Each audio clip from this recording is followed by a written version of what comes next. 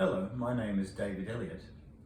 I started writing several years ago, but during this last year and a half, during the difficulty of a pandemic, I've decided to investigate my creative abilities in writing.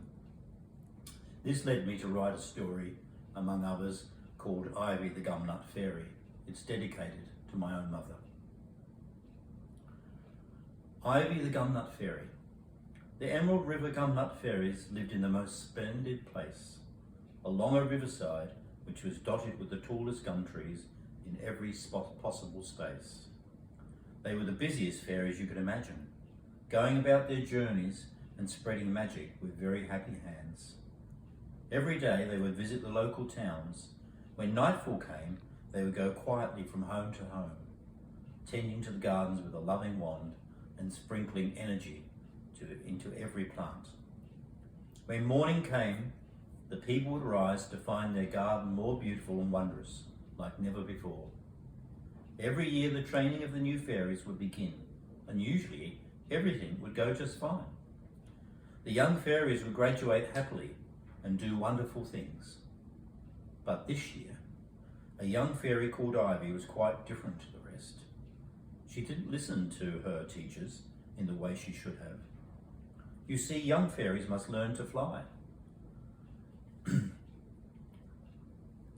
They must also not wander far from home, and they must always obey their parents and teachers to stay safe. But Ivy had a very strong mind and would often wander off course. She would use her wand differently to everybody else. All the other fairies swept theirs right or left, but Ivy pointed it up, down, and every other way. You may be thinking, why does this matter so much? But it was very important to the Emerald River fairies that all the work was done in the correct way to bring amazing changes to people's gardens. Soon the big day had come for the young fairies to go on their very first quest. This was their chance to put their skills to use and do their very best. They flew to all the nearest towns to sprinkle their magic dust.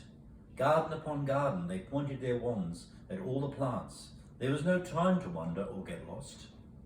But as usual, Ivy could not stay on the course. Instead of flying downwards, she flew upwards and was soon lost among the trees. The Master Fairy needed to go searching to rescue Ivy and to set her free from being tangled in the branches. Whatever would they do with Ivy? The fairy masters decided to give her one more chance after more days of training, so they went on to another trip to town with the hope that she could make the gardens look magical. Would this chance turn out better, or would it become tragic? The fairies soon arrived at the first garden to spread their magic dust. They were all very accurate and made each plant grow in a very special way. But poor Ivy just couldn't get it right. Although she tried, her magic dust sprayed upon everything except the plants.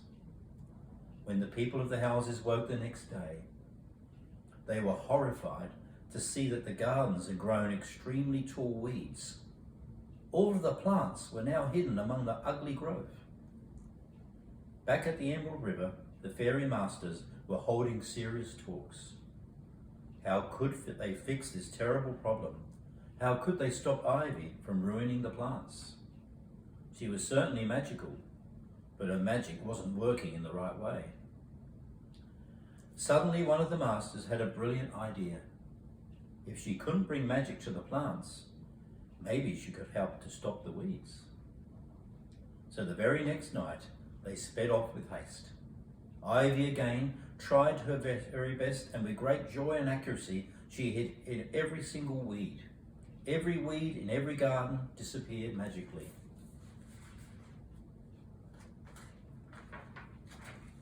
The chief of the fairies was extremely proud of Ivy, as pleased could be. Next morning, the people of the houses woke to a great surprise, to find that all their plants were alive and looking healthier than ever, free of those dreadful weeds. Ivy was now the talk of the river fairies, who cheered for her with glee. The masters decided to give the special title of Magical Weed Specialist, and Ivy went on to become a heroine to the very day. The fairy who learned to use magic in her own special way. Thank you.